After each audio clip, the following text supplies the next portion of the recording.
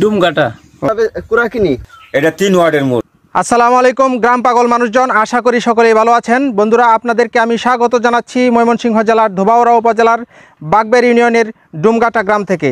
বন্ধুরা, আমি আজকে ডুমঘাটা গ্রামের আনাচে কানাচে ঘুরে বেড়াবো, নিজে দেখবো এবং আপনাদেরকে দেখাবো ডুমঘাটা গ্রামের সৌন্দর্য।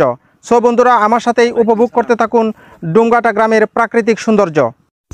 সুপ্রিয় দর্শক মণ্ডলী, ময়মনসিংহের ধোবাউড়া উপজেলা থেকে প্রায় 10 কিলোমিটার পশ্চিমে সবুজ ধানক্ষেত এবং প্রকৃতি ঘেরা এই গ্রামের নাম হচ্ছে ডুমঘাটা।